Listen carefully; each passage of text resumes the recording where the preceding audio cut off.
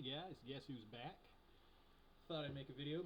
This webcam I'm using right now, and I'm seeing that the color aspect isn't all that right. I've had it for like 2 years sitting downstairs underneath the fucking sofa, trying to urge myself to make videos, and I've noticed that podcasts get popular lately, and I was thinking about doing something to that effect, and then I was watching all these short videos that I thought were fucking hilarious, and I thought, I could do that again. I'll give it a shot, and looking to do animation and stuff like that.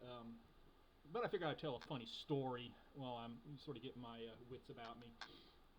So, I was at the strip club earlier today, and I don't go to the strip club pretty often. I know how I look, I know how that sounds. I've only been 3 times. This was the 3rd time. This is a different place I've tried in the past, a year ago. The reason why I never go is because I never get anyone to go with me, and I don't want to be that weird guy that goes to strip clubs by himself, but I am. And that's what I've been the last 3 times. So, first off, I Uber there because I'm responsible, even though I didn't really drink or anything. But still, I Ubered there. The guy who picks me up was the skinniest fucking dude. He's the skinny guy that wears glasses, has like the high top, and he drives a super small car. Like, that's all you need to know about this guy. That's his personality. That's who he is. That's who's dropping me off. I get there, and it's one of those strip clubs. There's nothing else around it. It's just industrial parks, basically, where it's no eateries, no restaurants, there's no family centers or anything like that. It is in the shittiest part of town they can find. And why does it have to be in sketchy parts of town?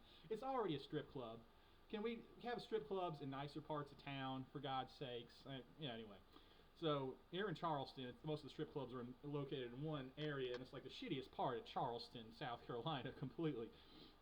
But anyway, so I go there. It's one of the ones it's by itself, out in the middle of nowhere, with just industrial, burned down buildings and shit like that. It's one of those places that's changed its name like 5 fucking times in the past year or so. So I go to this one.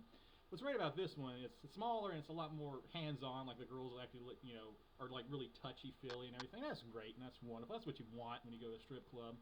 And first, I'm there for like 10 minutes, and then an old stripper approaches me. He's like, "You want to dance?" And I was like, "Yeah, sure." It's one of those awkward situations where I don't want to say no to this poor woman. I feel bad for her. She's old and she's out here.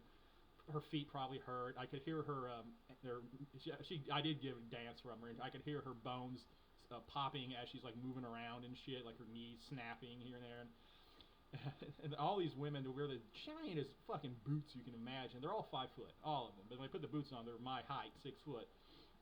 Then I always take them off. They're flat-footed and shit, and they're short. But so she goes by. Then another hot one gives me a lap dance. Like, this whole time, I've taken out so much. I've changed out 20s to have like a whole bunch of singles to go to the girls on stage and just throw ones at them. I even went to the store, and I went to the ATM first, and I was like, "Here, you need to break two 20s for me. Give me $40 in ones." Like, it's obvious where I'm going. And I went to customer service at a grocery store. That's who has the fucking money. And she was like, ugh, like that, like, "I don't have enough money. I shouldn't give you this much money in ones." I'm like, "No, honey, you're the customer service here. This is where Western Union is. You got all the money back there. I could get, instead of using an ATM, I could come here, buy a bag of chips, buy a stick of gum for 25 cents, and ask you for $500 fucking dollars. You got to give it to me." That's what we're doing right now. So, but anyway, I was like, "Just give me $20 in ones." But anyway, the cover charge was $10 again. And it's like, then of course they give me $10 in ones. Dude, I'm like, all right, $30 in ones. I can make it rain on some hoes. All right. But anyway, I didn't even bother going up to the stage because women just kept coming, and like, they saw that I'm easy money, obviously. And it's Sunday. It's a fucking Sunday. That's why I went there, because this place is open on Sundays. The place where I went before is not. In the good Christian community of strippers, they had to have the Sunday off, like Chick-fil-A or something. I was like, no, I actually have a little bit, and I thought to myself, I'm being responsible. I only want to take out so much money and put in my wallet, and whatever I spend the money, then it's just gone. I'll go home. It never works that way, because I always spend all my money immediately. It's just like, oh shit, I've spent it all, and I have to go to the ATM that charges like $20, and I can never see the enter buttons wore off. I don't know what the hell I'm doing. I checked my balance, and it spit the card back at me. And I was like, I don't know, so I'm just standing there, and I have these strippers looking at me, and I'm like, I promise I have money. I swear to God, I got money. Just give me a minute. So But anyway, so like two strippers approach me, and they're cute. Well, they're homely. They're the Sunday afternoon strippers, if you get what I'm saying. But still cute. Like, in any other situation, like these girls are very attractive. But the fact they're strippers, I'm like, you're homely now because you don't have the bodies to be strippers. You have the bodies just to be a girl at a bar or something. But anyway, so I actually got the two girls to do a little lap dance with me because they're like BFFs or whatever, and they're like flirting with each other and showing each other their tits and punching each other in the crotch and very weird things. So I get the money from the ATM, get the two girls, and that's like my fantasy recently. And I think now I'm one of those guys who's perpetually single. So I do occasionally look at porno. It's the internet. It's 2020. Look at porno. It's fine. And I've noticed in the past I've always been a very vanilla guy. I'm very meat and potatoes, one dick per fantasy, and boy girl. That's it. Simple shit. But lately I've been having like a more girl fantasy for the thing, and I think it's not because I'm kinky. I think it's because I'm depressed. Like I'm so depressed. Like I want to have friends around and stuff. I don't have any friends or anything around here, and so I'm just looking at porno that has more women in it. Because I'm like, all right, that guy has like company over. This is great. This is my fantasy now. So my fantasy is to have multiple women for just company, really. But anyway, so had these two in there, and it was great. And like it's very hands-on, just very touchy-feely. And I try to be like overly like gentlemanly because I figure these women are just getting the worst of the worst of men the entire day of just these gross, gruely guys all the time, so I try to be like very upstanding, like I don't try and touch them or anything like that, even though some of them were like super cool with it, but I try not to do that. And I'm like, so when like they're like showing me their tits, I'm like, oh, those are lovely, those are amazing breasts. Yes.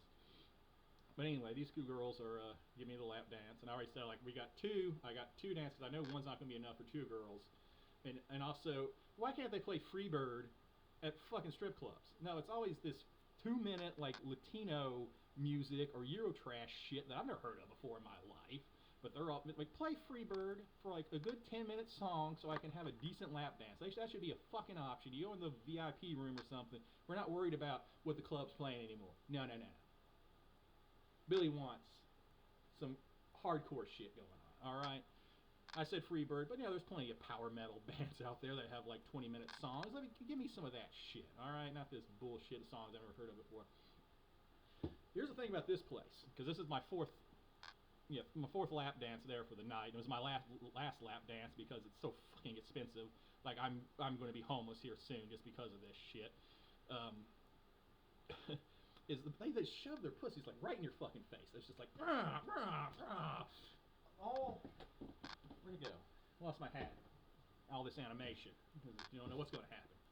So they're shoving their pussies in your face like that, and their asses too. And I'm not an ass man, not at all. But these women had no business shoving their asses in my face because one of the girls' ass was like an open CD case. Like it was the flattest white girl ass I've ever seen in my life.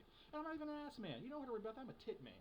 Tits of all shapes and sizes and caliber. I dated a girl one time whose tits were extremely one off from the other. One's big, one's little. Call them Biggie Smalls. It's I loved it though. I loved her big, small titties all day long. Small titties, I love them too. Big titties, God bless them. But anyway, so they're shoving their pussies and their asses in my face, and I'm like just taking it, and all right, whatever. And they all smell. Like you can smell ass. Like there's no way around it. I don't care if these girls just took a shower. Like it's a fucking asshole in my nose. My nose is big enough, and she was like, "Oh, your nose is so cold." And like, yeah, my nose was in your ass just now, and my nose is cold because it's so much further from my head. It gets a little chilly. And also, like, the pussies also smelled like pussy, but it was like stripper pussy, so it wasn't like, oh, this is perfumey. Like, no, this smells like an old book. Like this coochie's seen some horror stories, some Vietnam stories, hiding out behind the banks looking for Charlie and stuff. So I get home, like after all this, I get home, because I was like, oh shit, I don't have any money now. Like I looked at my bank account, it's like, uh-oh, like what have I done?